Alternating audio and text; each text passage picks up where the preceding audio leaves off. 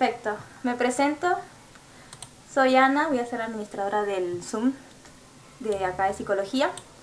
Y vamos a comenzar con las clases de psicología a cargo de la Miss Erika Maita. Cualquier consulta que tengan pueden hacerla mediante el chat o de preferencia activar sus audios. La clase tendrá una duración de 1 hora. Miss, ¿podemos comenzar? Listo. Ana, buenas tardes. Es el módulo 2, ¿cierto? Repaso, sí. Ajá. Ya, listo, gracias. De nada, Bien, Miss. chicos, buenas noches a todos. Vamos a iniciar esta clase. Tenemos una clase especialmente idónea para lo que es el examen de admisión. Vamos a iniciar con los repasos, con clases, con temas condensados, puntuales bueno, para la temática que está contemplada en el prospecto de admisión. Bien. A ver, voy a compartirles en pantalla nuestro material. Bien. A ver, por Emilia, acá está.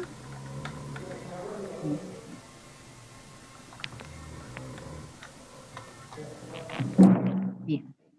Bien, chicos, buenas noches a todos. Buenas noches a los que se están conectando. Somos 65 en el aula.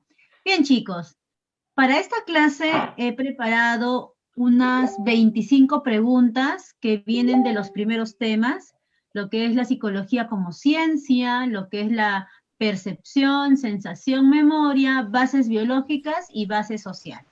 Bien, igual vamos a tener las demás semanas para seguir repasando estos temas y para seguir también repasando más temas que corresponden al examen de admisión. Bien, chicos, la dinámica va a ser de esta manera. Se van a presentar las preguntas como lo estoy haciendo en este momento y al costado vamos a hacer así, ¿no? Un repaso puntual de algunos conceptos. Bien. Bueno, chicos, vamos entonces con la primera pregunta. La primera pregunta nos dice, Wilder es un psicólogo muy entusiasta, recientemente egresado de la universidad. Consigue su primer trabajo en un colegio rural de Ayacucho. Por las referencias que le han dado de la plaza, sabe que los estudiantes muestran graves problemas de comportamiento. Él simpatiza con el enfoque humanista, por lo cual, una vez instalado en la institución educativa, es muy probable que sus acciones se dirijan a bien. Lo que nos preguntan es, ¿qué hará el psicólogo cuando ya esté como laborando en la institución, ¿verdad? Ya sea el psicólogo de la institución. A ver, entonces mira, lo que nos preguntan, repito, es cómo va a intervenir. Y nos dan un dato interesante. El psicólogo es de enfoque humanista, ¿ok? El psicólogo es de enfoque humanista. Sí, vamos a recordar entonces que en la psicología hay tanto lo que llamamos escuelas y hay también lo que llamamos enfoques. A ver, vamos a revisar entonces las alternativas porque todas nos dan información interesante. Proporcionar técnicas de estudio tales como estrategias metacognitivas. Ahí está. Este concepto es interesante también.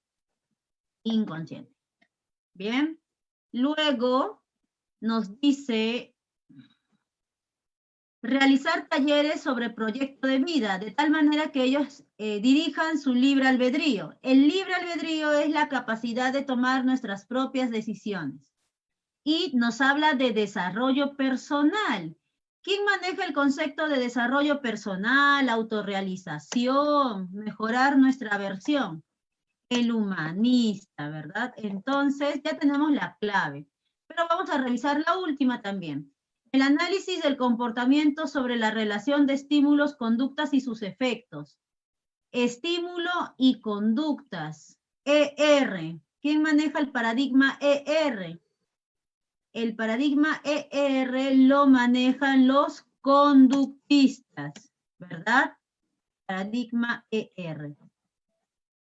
Y si nos habla de los efectos, es el conductismo de Skinner, porque Skinner nos habla de los efectos. Bien, entonces con todo eso un poquito aclarado, la clave que nos habla del humanismo vendría a ser la C. Bien, lo marcamos. Ajá, sí, Silvia. Psicodinámico será prácticamente lo mismo que psicoanálisis, ¿sí? Si quieres encontrarle algunas diferencias, sería para empezar que el psicoanálisis fue iniciado por Freud, Sigmund Freud, y la psicodinámica ya son los seguidores de Sigmund Freud. Bien, entonces la figura de Sigmund Freud es más del psicoanálisis y la psicodinámica ya no tocará mucho a Sigmund Freud, sino a los seguidores, a los discípulos. Bien, pero ambos te hablan del inconsciente. ¿Listo? Bien. Vamos con la segunda pregunta. Con respecto a los inicios de la psicología científica, señalen lo falso. Ya, nos piden la psicología científica, lo falso. Bien. A ver, se llamó, se denominó funcionalista y fue iniciada por William James. A ver, el funcionalismo sí fue iniciado por William James. Ya, eso es verdad. Y esto ocurre en Estados Unidos. Sin embargo, acá nos pide sobre los inicios de la psicología científica. Ah, está bien, nos piden con respecto a los inicios de la psicología científica en Estados Unidos. ¿Verdad? Pero nos piden lo incorrecto. Ya, la letra A es correcta. Sí. La B nos dice, sus aportes trascendieron al campo educativo y organizacional. Sí, el funcionalismo inicia lo que es la psicología aplicada. La psicología aplicada es educativa, organizacional y clínica. Ya pues, educativa y organizacional aparecieron con el funcionalismo. Bien, y lo que realizó fue evaluación de habilidades mentales, que es lo mismo que evaluar inteligencia. Así que el funcionalismo también se dedicó a la psicometría, evaluando lo que es inteligencia. Inteligencia. Bien. ¿Qué más nos dice? En la letra C, fue más pragmático que académico, orientado a entender el funcionamiento mental para ofrecer herramientas útiles en problemas cotidianos. Efectivamente, el funcionalismo fue más pragmático. En cambio, el estructuralismo fue más teórico. ¿Sí? El estructuralismo de Wilhelm Wundt fue más teórico. ¿Bien? Luego, se dedicó al estudio del inconsciente y el análisis de las motivaciones sexuales. Ya, otra vez tenemos aquí inconsciente y motivaciones sexuales. Y esos conceptos son claves en el psicoanálisis. Recordamos que para Freud todo era sexo. El psicoanálisis se caracteriza por ser pansexualista. Pansexualista. ¿Bien? Bien, entonces la clave sería la que no corresponde, la letra D. Ya está. Ahora vamos con la 3. ¿Qué situaciones, qué situaciones reflejan daños en el área de Wernicke? A ver, daños en el área de Wernicke. Bien, vamos a recordar aquí las áreas. El área de Broca se encarga de hablar. El área de Luria se encarga de hablar y también de la postura. La postura cuando nosotros nos desenvolvemos al hablar. ¿Ya? El área de Dejerin se encarga de la lectura. El área de Exner se encarga de escribir. Y el área de Wernicke se encarga de comprender. Comprender lo oral, lo que te dicen. Entonces, si nos preguntan por el área de Wernicke, sería comprensión oral. Comprensión oral. ¿Dónde se ve comprensión oral? Afectada. María, estudiante de secundaria, tiene problemas para comprender consignas orales. Ya, esta es. Esta es una. Jaime, experto orador, ha perdido la habilidad para elaborar palabras. No puede hablar. Sería daño en Broca y daño en Luria, ¿no? Eric, dedicado a la lectura infantil en albergues, tiene problemas para leer y comprender el lenguaje escrito. Tiene problemas para leer. y problemas en el lenguaje escrito. O sea, tiene problemas en el de Yerine y en el Exner, ¿cierto? Ya. Bueno, la única que nos habla del área de Wernicke sería la primera, solo la primera, ¿sí? Solo la primera. Entonces nos quedamos con la letra B, ¿sí? Ajá. Ahora, ¿cuál es la diferencia entre Luria y Broca? Mira, Broca se va a encargar, vamos a decirlo, de la parte más superficial del habla. Por ejemplo, cuando yo hablo, le pongo sonido, le pongo música, le pongo ritmo, ¿cierto? Si quiero hacer una pregunta, hago como que, chicos, ¿me entendieron? Hago una entonación, ¿verdad? También mido que mis palabras salgan de manera ágil, fluida, ya de eso se encarga Broca. Y Luria se encarga de la parte más interna, que es la fonética, que tiene que ver con los órganos fonadores, ¿ya? Entonces, ambos se ayudan para poder producir lenguaje. Bien, solo Luria se encarga más de la zona articulatoria. ¿Listo? Claro, Luria es producción de lenguaje igual que Broca, solo que Broca es más la parte rítmica de las palabras. ¿Bien? Así es. Ahora, vamos con, digamos, aspectos prosódicos. Sí, aspectos prosódicos. Claro, porque la prosodia tiene que ver con la entonación. Bien, Karina a sus 4 años fue víctima de un accidente viajando con sus papás, resultando lesionados sus áreas de lenguaje propios del hemisferio izquierdo. A pesar de ello, logró un desarrollo normal del lenguaje en los años posteriores del accidente. Según afirma el médico especialista, esto fue posible gracias a que el hemisferio derecho, ¿ya? Gracias a que el hemisferio derecho asumió dicha función. Esto es importante. El hemisferio derecho asumió dicha función. Bien, entonces diremos que el hemisferio derecho aprendió a realizar las funciones del hemisferio izquierdo. Ya, ¿cómo llamamos a eso? Entonces por aquí vamos con los principios del funcionamiento cerebral. Por ejemplo, sale lo que es interconexión hemisférica.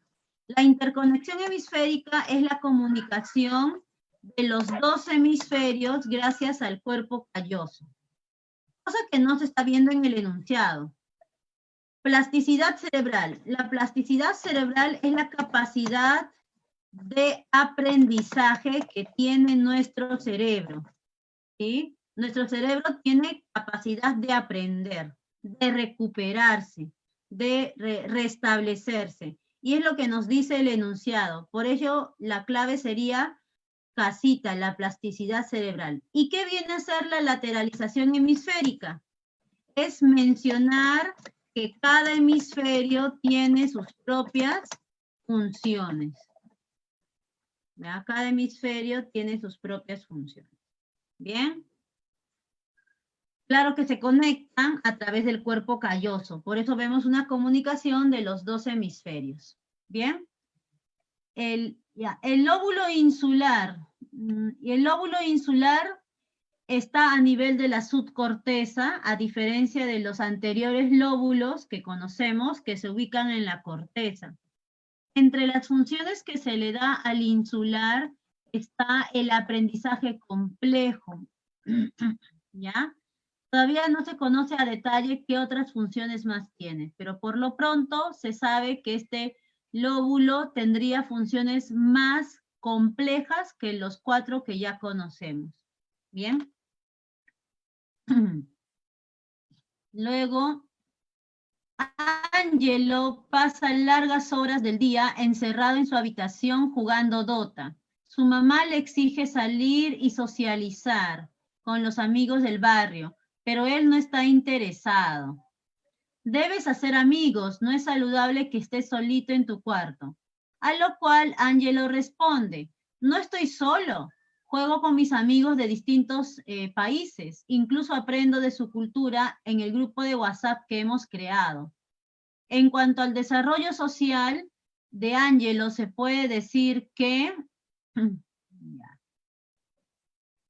A ver, él sí está socializando. Claro, la mamá piensa que no socializa porque está metido en el cuarto.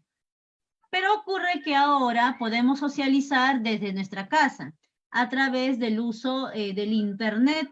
Podemos establecer grupos virtuales, ¿cierto? Entonces lo que está pasando aquí es que se aprecia, a ver, ¿está? Se aprecia una influencia, sí, de una socialización. ¿De cuál? Ya. Vamos por aquí. A ver. ¿Qué tipo de socialización existe? Tenemos la socialización que viene de los agentes formales y de los agentes informales. ¿Sí? La socialización de los agentes formales comprende lo que es la familia y lo que es escuela. En cambio, la socialización de los agentes informales son tanto la comunidad y los medios de comunicación. Bien. Él se está socializando gracias a los medios de comunicación. Entonces sería, se ve la supremacía de los agentes informales sobre los agentes, sobre la socialización formal del niño, ¿no? Acá estamos marcando de verde. Ya está. Así es. Muy bien. Gana la D. Ahora vamos con la 6. Según la evolución de las relaciones familiares, según la edad de los hijos, relacione. A ver, la familia evoluciona así como evolucionan los hijos. Por ejemplo, al inicio, cuando los hijos son pequeños, hay que darles bastante amor, establecer con ellos un vínculo de apego, donde el pequeño nos busca para satisfacer sus necesidades de contacto físico, de alimento. Bien. También en la infancia, ya, acá voy a poner satisfacer las necesidades. También en la infancia hay que favorecer lo que es la autonomía y también lo que es la iniciativa del pequeño. ¿Ya? En cambio, cuando ya es más grande, en la niñez debemos satisfacer los deseos intelectuales del pequeño. Entonces aquí sería favorecer el aprendizaje académico. ¿Para qué? Para que el niño se sienta útil, para que el niño se sienta competente. A los niños les encanta decir, yo sé hacer eso, yo puedo hacer eso, ¿ya? Si un niño sabe la tabla de multiplicar, ya te está diciendo, yo sé la tabla de multiplicar. Entonces los niños siempre quieren mostrarse capaces. Y ya en la adolescencia, lo que hay que favorecer es el desarrollo de la identidad. Sabemos que ellos viven la crisis de identidad, ¿sí o no? Bien, entonces, ¿qué sería aquí la clave? En la 1 dice, es importante desarrollar el lado intelectual del hijo en esta edad. Ajá, te habla del lado intelectual. El lado intelectual, ya, está presto a la adquisición de conocimientos y desarrollo de competencias. Ya, todo esto, la 1 apunta con la niñez, 1 beso. 1 beso. Ya, la A o la B puede ser. Es el momento ideal para desarrollar el componente ético-moral autónomo, así también la afirmación de su identidad. Ahí está. Eso es adolescencia, entonces. 2, avión. 2, avión. Y ya, pues sale la letra A, ¿verdad? Y la 3, es necesario establecer un vínculo de apego. Eso es en la infancia. Listo. Vamos con la 7. Entendiendo que el apego anticipa el desarrollo social posterior del niño, elija lo correcto. A ver, hemos hablado de la importancia del apego en la infancia, que el bebé se sienta cercano, conectado con su mamá, con su papá. Si el pequeño aprende a conectarse con papá y mamá, cuando sea grande podrá conectarse con otras personas. y así tener amigos y tener pareja. Entonces, tenemos que marcar una alternativa donde hable del desarrollo social en base al apego.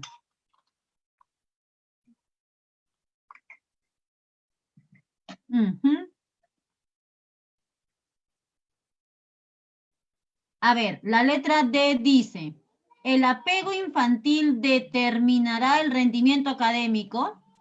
¿El apego infantil va a influenciar en el rendimiento académico? Está bastante desconectado, o sea, no tiene relación. El apego infantil más impacta en tu lado emocional, en tu lado social, no en lo académico. Hay personas que no han tenido una buena relación con papá y mamá, pero son exitosos académicamente.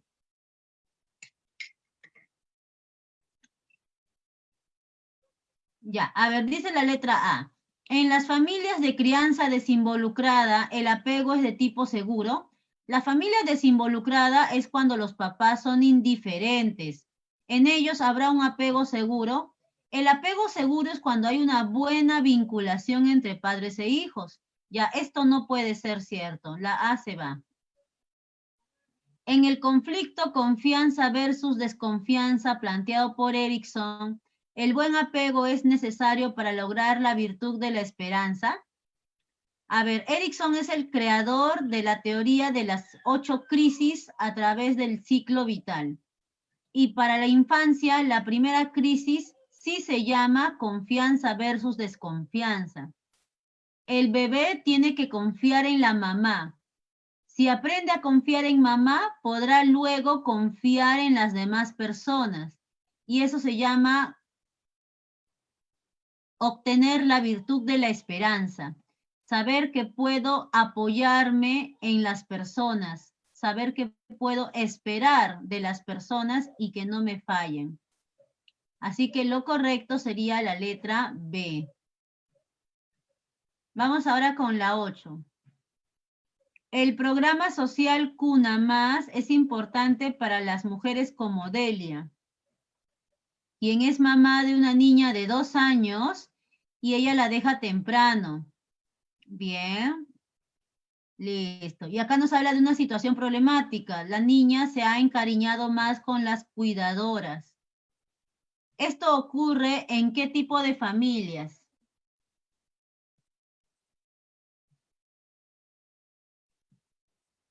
Ya, esto es muy común que ocurra en las familias que son de un único apoderado, de un único progenitor, familias monoparentales. Ya está. Ahora nos habla la 9. La mente, en su afán de otorgar rápidamente significado a los estímulos del ambiente, suele cometer errores. Estos errores fueron el punto de partida para la investigación de los psicólogos alemanes como Wertheimer, quien llamó a estos errores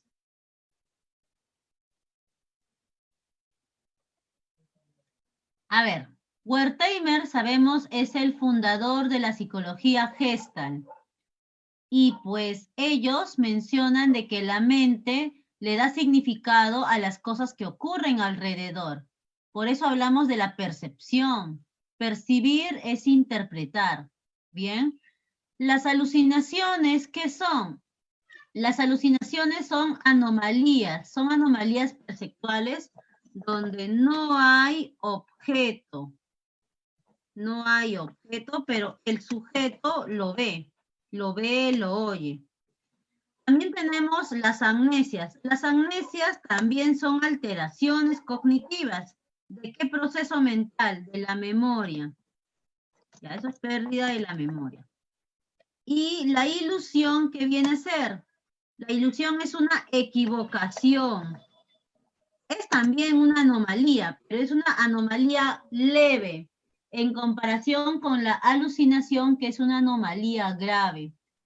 En la alucinación, repito, no hay objeto, pero la persona dice que sí está el objeto. En cambio, en la ilusión, la persona sí capta el objeto, solo que de manera distorsionada. En vez de ver una manzana, ve un tomate. O en vez de ver una botella con agua, es una botella con alcohol, ¿no? Cosas así. Bien. Entonces, como acá te habla, aquí te hablan de estos errores, ¿verdad? En su afán de otorgar significado, suelo cometer errores. Entonces sería una ilusión. A ver, me preguntan por acá, profesora, ¿por qué en la 8 sería monoparental? Ah, ya. A ver. El programa social Cuna Más es importante apoyo para mujeres como Delia, quien es madre de una niña de 2 años. Ella la deja temprano en el Cuna Más y se va al trabajo. Regresa por ella ya en la tarde. Delia ha notado que su hija se ha encariñado mucho con las mamás cuidadoras del programa y por el contrario se ha distanciado de ella, ya que su hija no le llama mamá sino por su nombre. Ya, ¿dónde es más común que ocurra esto? ¿Por qué Delia tiene que hacer uso del programa Cuna Más? Porque no tiene más familia, ¿no? Porque está sola, porque también te dice que ella tiene que trabajar. Si ella trabaja, es porque se entiende que ella es el único sustento, ¿no? No puede apoyarse de la pareja. Se entiende que es madre sola. Y las madres solas son familias monoparentales. No podría ser reconstituida. En el caso de una familia reconstituida es cuando está el padrastro. No te da información de que haya padrastro.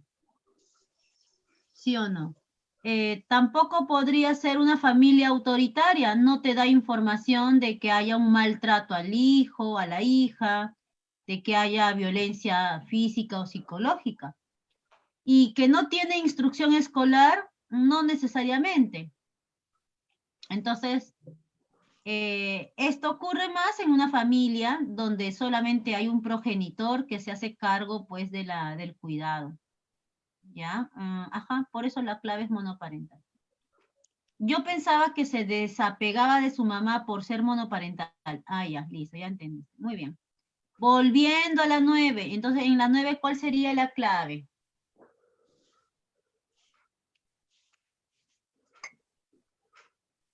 Muy bien, la letra C de ilusión, ¿no? Ahí está, ilusión, casi. Vamos con la 10. La es el que se encarga de detectar el conjunto de sensaciones internas de nuestro cuerpo. Ya, acá hay un dato importante. Sensaciones internas. Las unidades receptoras de este sentido son aquellas terminaciones nerviosas de las membranas de los órganos internos. Informan tanto del estado de los órganos, ya, otra vez, órganos internos, ¿no? Como del organismo en la totalidad. Los estímulos que la activan son los propios de la fisiología digestiva, respiratoria, entre otros. Bien, te está hablando de las sensaciones de adentro. Y acá te dan 4 alternativas. A ver, ¿qué viene a ser la sinestesia? La sinestesia es la sensación de movimiento y tensión, o sea, poder recibir o poder experimentar, mejor dicho, una contracción muscular a raíz de que los objetos son pesados. Luego está la sensación vestibular. La sensación vestibular capta lo que es el equilibrio, sensación de equilibrio, ¿sí? Y, bueno, sensación de equilibrio básicamente, ¿no? Y posición del cuerpo. Y luego tienes lo que es la senestesia, ya, la senestesia. La senestesia es la que se encarga de lo que está ocurriendo dentro de tu organismo, dentro del organismo. Bien, listo. Entonces, ¿la clave cuál sería? La clave sería senestesia, casita. Y la letra D, esto no existe. Es una palabra inventada como distractor, ¿ya? Listo, senestesia. Vamos ahora con la 11. La percepción, según la psicología Gestalt, explica nuestra interpretación de la realidad a modo de configuraciones significativas. A partir de ello, elija el enunciado que explique mejor la ley que se demuestra en la gráfica. Bueno, te habla de la psicología Gestalt que busca interpretar la realidad de manera significativa. Listo. Bien.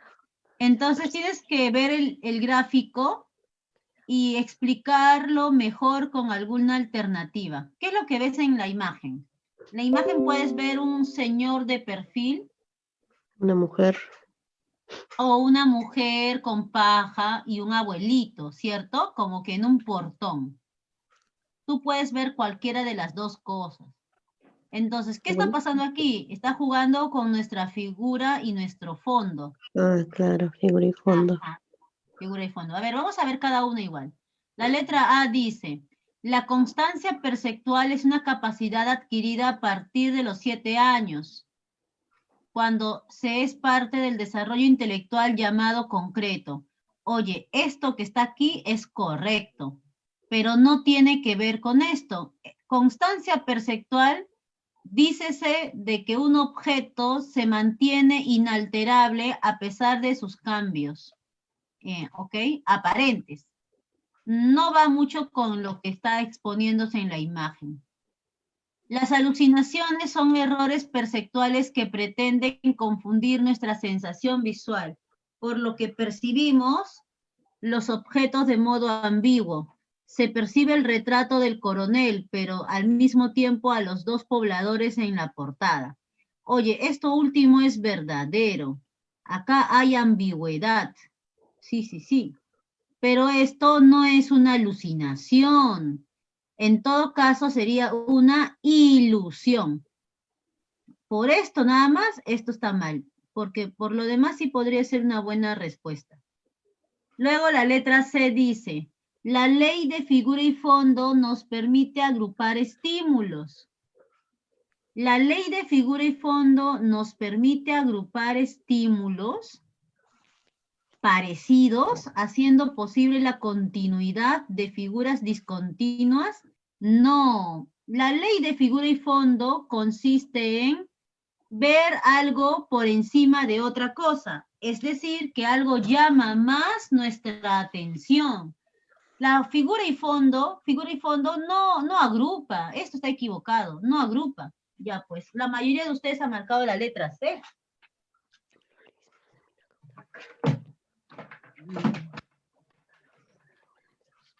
Entonces, ahí está equivocado.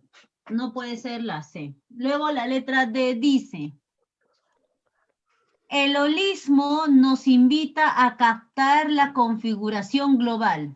A ver, el holismo sí. Efectivamente, el holismo dice que el todo es más que las partes y es antes que las partes. Nosotros cuando percibimos, primero vemos lo total y luego vemos los detalles. En esta imagen primero ves lo más general, lo más global, que viene a ser al señor de perfil. Pero si sigues viendo, te das cuenta de los detalles, de que esto es un perrito, de que acá hay un abuelito, acá hay una señora. Entonces, el holismo nos invita a captar la configuración global, el perfil de un coronel, para luego analizar sus partes, apreciándose a las dos personas y al perro tendido en el suelo. ¿Ya? Esta es la más correcta. ¿Hay alguna duda con esta clave, chicos? Porque veo que la mayoría aquí sí se equivocó. A ver.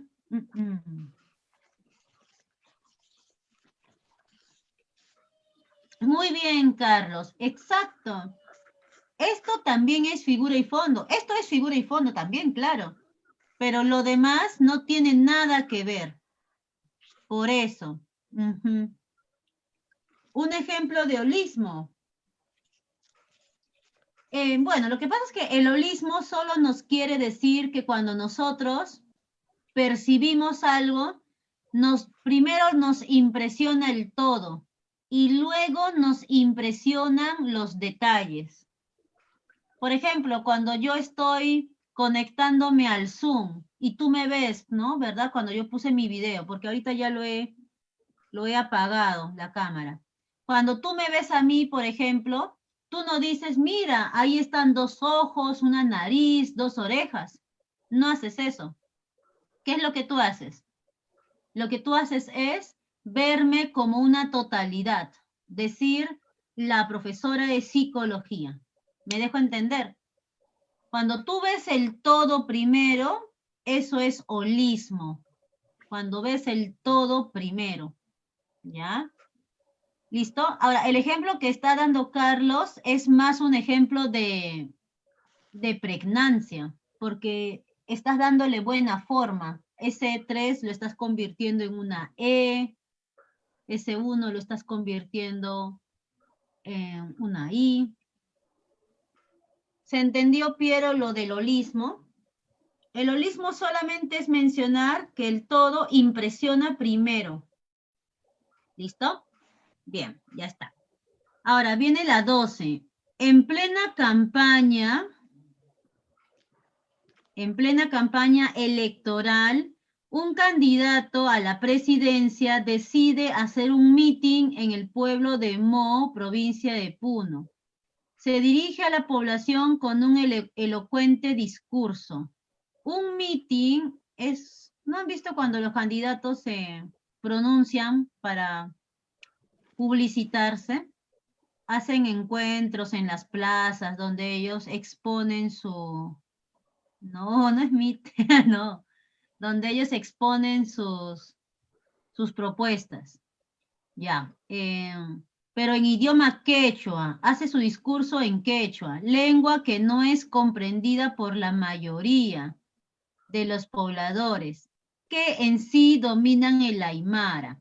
Si dicha información se olvida en ellos, es porque hubo un problema a nivel de Ahora, qué ¿qué pasa? etapa. ¿Estás viniendo qué? ¿Qué pasó ahí?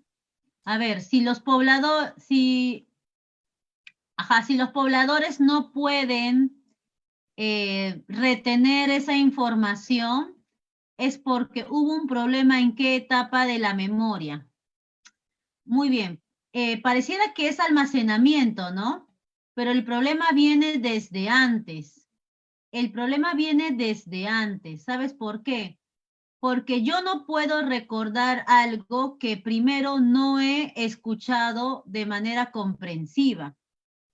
Claro, yo estoy recibiendo información incomprensible. Si la información que estoy recibiendo es incomprensible, obviamente que no lo voy a poder guardar.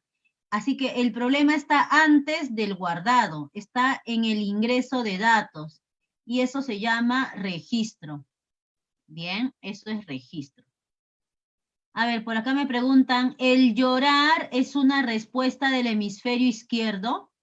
Llorar, bueno, para llorar participan muchas partes del sistema nervioso. En todo caso, el hemisferio izquierdo se aleja de esta reacción porque el hemisferio izquierdo es más serio. En cambio, el hemisferio derecho es más emocional. ¿Ya? El hemisferio derecho es más emocional. ¿Tiene alguna influencia en que tú llores? Sí tiene alguna influencia, pero llorar también depende del sistema nervioso autónomo. Como les digo, intervienen bastantes órganos o estructuras. Ya. A ver, me preguntaba Silvia, ¿cuál es la diferencia entre pregnancia y figura y fondo? Figura y fondo lo que hace es llamar nuestra atención. ¿Qué es lo que más llama tu atención? En cambio, la pregnancia es darle buena forma a las cosas. Ya, esa es la diferencia. Listo. Ya, entonces, La pregnancia es eso, ya darle buena forma a las cosas. Y figura y fondo es cuando nos preguntan o nos consultan sobre qué es lo que más destaca, qué es lo que es más llamativo. ¿Ya? Falla en la recuperación, una de las causas del olvido. ¿Podría explicar un poco?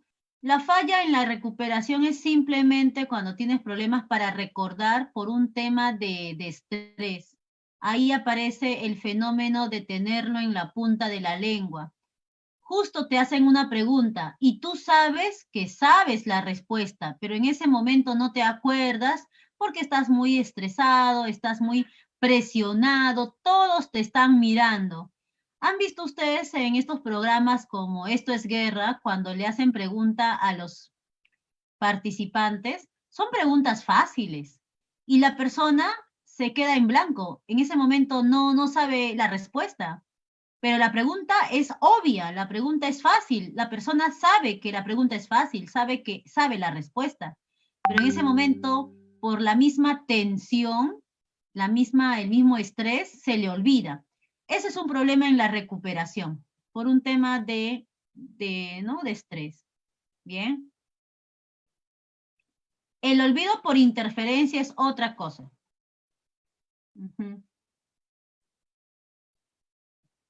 Que a ustedes nunca les ha pasado que se han olvidado algo que parecía muy fácil. A todos nos pasa, chicos. Y si no te ha pasado, no te preocupes que en el examen de admisión te va a pasar.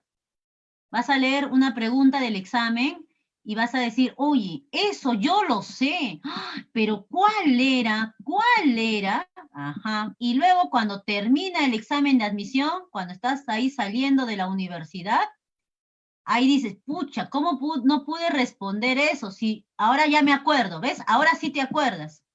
¿Qué problema tuviste entonces? Tuviste fallas en la recuperación. Eso se llama fallas en la recuperación. Solo tuviste problema para recordar. ¿Por qué? Generalmente pasa por estrés. ¿Ya? Bien. Vamos con la 13. Al observar la imagen de estos platos soperos, mira la imagen de estos platos soperos en distintas posiciones. A pesar de estas distintas posiciones, mantenemos la conciencia de su forma de manera inalterable. O sea, a pesar de estas distintas posiciones, sabemos que todos los platos son de una forma así, ¿no? Una forma redondeada, profunda, a pesar de que aquí, por ejemplo, en esta parte, solo vemos un pedacito del plato, ¿no?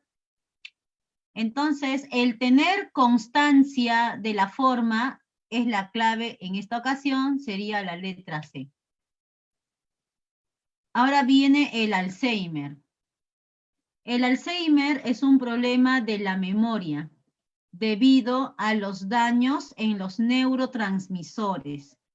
Entre los síntomas aparecen la pérdida de la memoria inmediata, afasias, apraxias y agnosias. ¿Ya qué viene a ser todo eso? Y es más, en fases avanzadas, el Alzheimer puede presentarse con alteraciones motoras, mutismo y postración en la cama. Ya. Tienes que relacionar los síntomas con los ejemplos. Comienza por lo más fácil. Falla en la memoria inmediata. ¿Qué quiere decir memoria inmediata? La memoria inmediata es la memoria de corto plazo.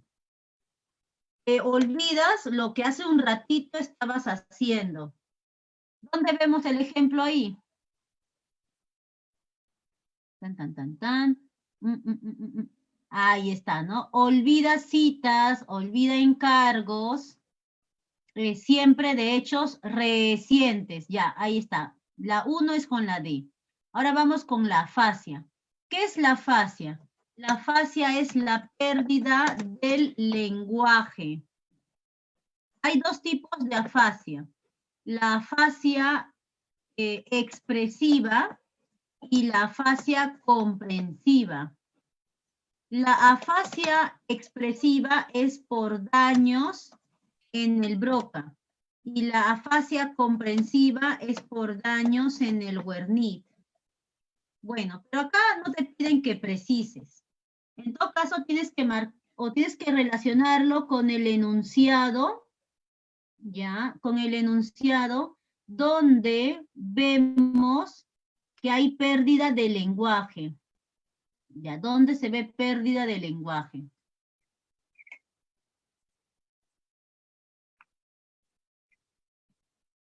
Le cuesta recordar nombres de objetos habituales, se olvida cómo usar el cepillo de dientes, tiene dificultad para encontrar las palabras adecuadas para expresarse. Ya, como vemos entonces, la mejor sería, en el caso de la afasia, con la A. La A.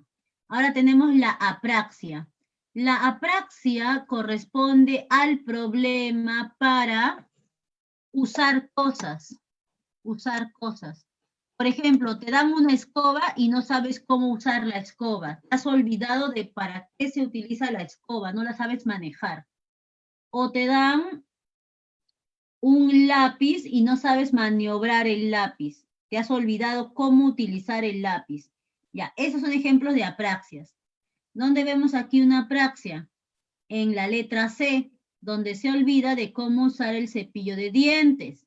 Y la agnosia es cuando tú olvidas el nombre de las cosas, que son habituales para ti.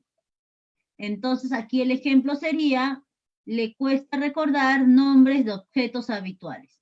Bien, relacionamos. La 1 era con la D, la 2 es con la A. La única clave es la letra A. Bien. ¿Listo? A ver, por aquí me estaban preguntando un ejemplo de análisis de rasgos. Ah, ya. Bueno, el análisis de rasgos es otra teoría que explica cómo se da la percepción. Para entender la percepción, generalmente utilizamos la teoría Gestalt, la teoría alemana, pero también tenemos la teoría de Estados Unidos, que es la de análisis de rasgos, una teoría cognitivista. Según la teoría del análisis de rasgos, la percepción es posible gracias al reconocimiento de formas, ¿ya? Gracias a que nosotros guardamos ciertas características de las líneas de los objetos. Bien, por ejemplo, tenemos, digamos, a ver, ¿qué objeto puede ser? Ya, a ver, por ejemplo, tenemos un objeto como puede ser una pizarra. Entonces, ¿cómo es el rasgo de la pizarra? De una forma rectangular, ¿cierto? Entonces, cada vez que veamos un objeto rectangular, lo vamos a asociar con una pizarra. ¿Bien? Eso es lo que nos dice la teoría del análisis de rasgos dentro de lo que es el reconocimiento de formas. ¿Bien? Ahora, viene la pregunta de la apraxia. La apraxia tiene como base biológica a la corteza motora del lóbulo frontal, porque ahí están los movimientos. ¿Bien? A ver, ahora tenemos la 15. Te habla de un déficit ejecutivo.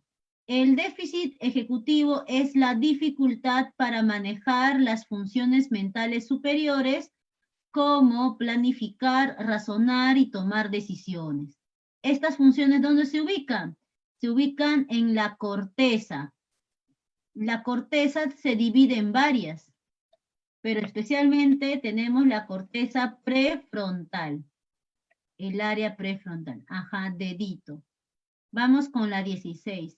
Un animal es capaz de recordar entre tantas cosas los lugares. Recuerda los lugares donde estuvo. Bien. Se dice que esto se localiza en una región. A ver, ¿qué parte del cerebro hará posible que yo recuerde lugares? Muy bien, chicos, es el hipocampo. El hipocampo me ayuda a recordar lugares. Bien. El septum se encarga del placer. ¿Qué más? La ínsula, ya lo he dicho, es un lóbulo que todavía está en investigación, pero tendría que ver con niveles altos de aprendizaje. El hipotálamo se encarga de las necesidades básicas, como hambre, sed y sexo. Bien, listo.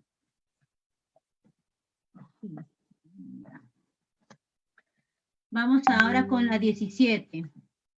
Señale el enunciado compatible con el hipocampo. Vamos con más funciones del hipocampo, ¿ya? El hipocampo tiene varias funciones. Participa en la consolidación de los aprendizajes, ya que permite que la información pase a la memoria de largo plazo. Correcto. El hipocampo trabaja cuando es de noche, cuando estamos durmiendo. ¿Y cuál es su función?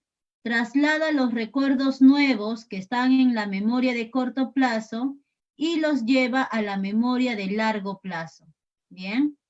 Luego en la 2 dice, interviene en el modo en el que percibimos el espacio y en su retención. Ya hemos dicho que habla de la memoria de lugares, eso es correcto. Es responsable de regular los ritmos circadianos. Los ritmos circadianos tienen que ver con el hipotálamo. ¿Listo? Y su lesión produce amnesia en el registro. Verdadero. Todos han visto la película como si fuera la primera vez, ¿verdad? Donde la chica tiene problemas para recordar las nuevas experiencias. Eso se llama amnesia anterógrada o también llamada amnesia de registro. Entonces, como nos piden lo que sí corresponde, sería la 1, la 2 y la 4. Clave dedito. Ajá, los ritmos circadianos también están en la formación reticular. Sí, muy bien, Carlos. Ahora tenemos a Wilder Penfield, famoso neurocirujano que describió el caso de su hermana que fue encontrada con tumores en la frente. Ella, que era una experta cocinera, ya no podía desenvolverse en la cocina. Había mucho desorden en sus acciones. Ya no había una secuencia. Entonces, ¿qué ha ocurrido? Me dicen la C. Los daños en las regiones frontales afectan la memoria de trabajo y el control ejecutivo. Esto es lo principal, el control ejecutivo. ¿Ya? Muy bien. Ahora vamos con la 19. Camila es analizada a nivel cerebral en un laboratorio a través de estudios de neuroimágenes. Se le entrega una lista de palabras para que las repase y luego vea fotografías. ¿Qué lado del cerebro registraría mayor actividad si repasa lista de palabras? La lista de palabras es verbal. El hemisferio que más va a trabajar entonces es el izquierdo porque es el hemisferio verbal. A ver, las formulaciones, la formación reticular también tiene que ver con los actos reflejos. La formación reticular solamente tiene que ver con el reflejo de orientación. Solo eso, la formación reticular. Ahora, si me hablas del tronco encefálico, ese sí tiene que ver con más conductas reflejas. También hay conductas reflejas en la médula espinal. O sea, la palabra reflejo es bastante amplio. No solamente hay reflejos en la formación reticular. En la 20, son estructuras enterradas dentro de la corteza del hipotálamo, hipocampo, cuerpo mamilar, giro cingulado, fornix, tálamo, amígdala. Bueno, cuya función principal es la producción de emociones. Ya, esto es importante. Producción de emociones. Estamos refiriéndonos al sistema límbico. Muy bien. Ahora la 21. Tienes que relacionar los síntomas de las lesiones. El área de Dellerín se encargaba de la lectura. ¿Dónde vemos que hay un problema de lectura? Alan muestra alexia, no comprende lenguaje escrito, no comprende lo que lee. La 1 es con la D, 1 con la D. Puede ser la C o puede ser la D. Luego te dice área de Wernicke, que ya sabemos es comprensión oral.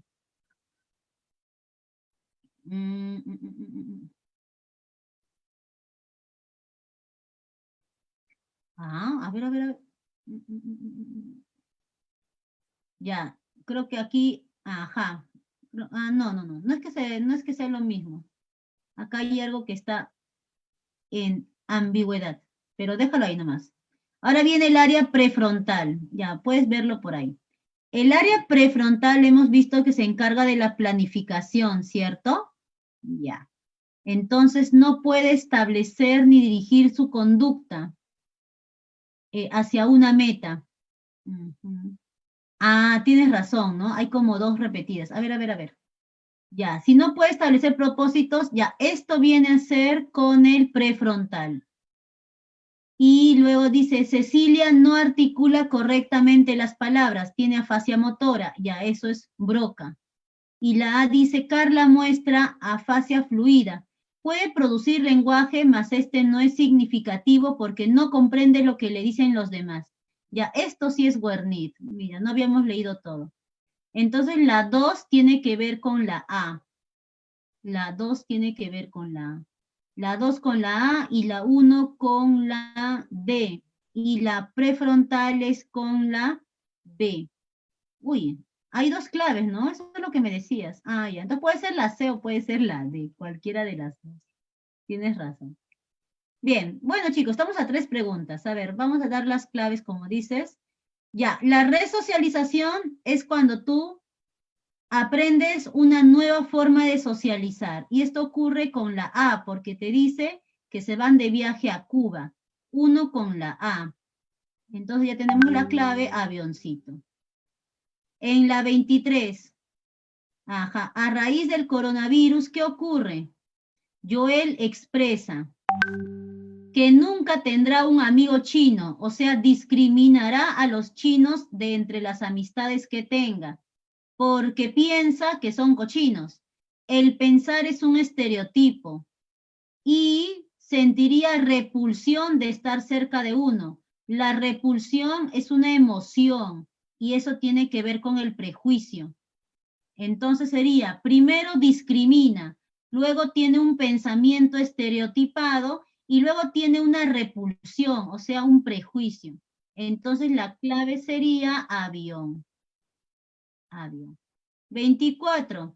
Ricardo es llevado a la cárcel donde se espera que cambie su antigua forma de socializar y que cuando salga libre sea una persona distinta que no vuelva a delinquir.